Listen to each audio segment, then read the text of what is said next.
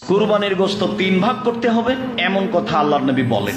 3 ভাগ করলে গুনাহ হবে এই কথা নয়। কুরবানির গোশত ফেরত নিলে, দান করার পরে ফেরত নিলে যেমন বমন করে আবার মুখ খেয়ে নেওয়া হয় তেমন এ কথা নয়। কুরবানির গোশত খুব দামি জিনিস, আপনি ফকির মিসকিনকে দিবেন আর নিজে খাবেন। আল্লাহ তাআলা বলেন কুলু ওয়াতিমুল বাইসাল ফকির, তোমরা নিজেরা খাও আর ফকির মিসকিন অসহায় মানুষকে খাওয়াও। আমাদের দেশে যে প্রথা হয়েছে সেটা পছন্দ নয়, তবে করতে পারে।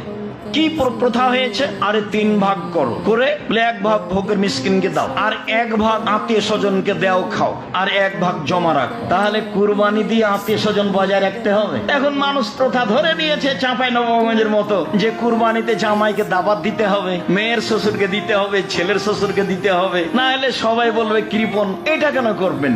এটা বড় মাছ কিনে আজকে দিয়ে পাঠান, এর নাম হাদিয়া। কেন আপনি এইটা দিয়ে সম্পর্ক বজায় রাখতে হবে? এদিকে গেলেন কেন? হাদিয়া তো আছেই। তারা হয়তো এই হাদিস জানে না, আল্লাহ পাক ওদের কানের মধ্যে আমার এই হাদিসটা যেন পৌঁছে দেন, আমিন। নবী সাল্লাল্লাহু আলাইহি ওয়াসাল্লাম বলেছেন, আমি মেরাজের রাতে যখন গিয়েছি তখন এক শ্রেণীর মানুষকে দেখেছি, ওদেরকে শাস্তি দেয়া হচ্ছে। কি শাস্তি? জাহান্নামীদের রক্ত এবং পুজ ওদেরকে খেতে দেয়া হচ্ছে। জিবরাইল আলাইহিস সালামকে জিজ্ঞাসা করা হলো যে এরা কারা? তিনি বললেন, এরা আপনার উম্মতের সেই সব ব্যক্তি যারা মাদকদ্রব্য সেবন করত। আল্লাহ রাব্বুল আলামিন তার হাবিবের মাধ্যমে জানিয়েছেন, যখন কোনো মুসলিম মাদক সেবন করে বা কোনো ব্যক্তি মাদক সেবন করে তখন 40 দিন তার নামাজ কবুল হয় না। এরপর যদি সে তওবা করে তাহলে আল্লাহ পাক তার তওবা কবুল করবেন ইনশাআল্লাহ। যদি সে আবারও মাদক খায় তওবা করার পর, আবার 40 দিন তার নামাজ কবুল হবে না। যদি সে আবার তওবা করে আল্লাহ পাক আবার তাকে মাফ করে দিবেন। যদি সে আবারও মাদক খায় আবার 40 দিন তার নামাজ কবুল হবে না। তারপর যদি আবার তওবা করে আবার আল্লাহ তাকে মাফ করে দিবেন। এরপরেও যদি সে আবার মাদক দ্রব্য সেবন করে, নবী সাল্লাল্লাহু আলাইহি ওয়াসাল্লাম বলছেন তাকে আল্লাহ রাব্বুল আলামিন পরকালে মৃত্যুর পরে তিনাতুল খাবাল পান করাবেন। তিনাতুল খাবাল।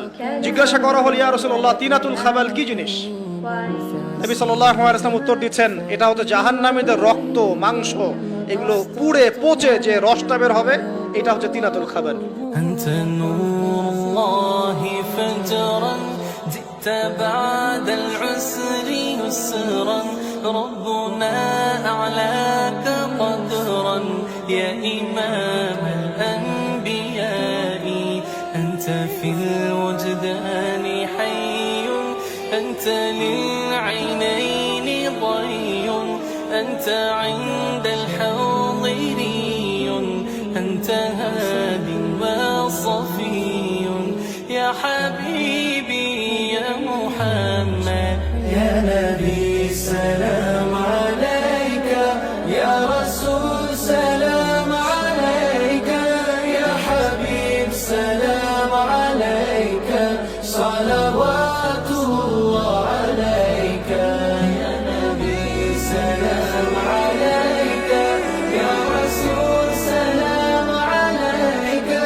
ইয়া হাবিব সালাম আলাইকা সালাওয়াতুল্লাহ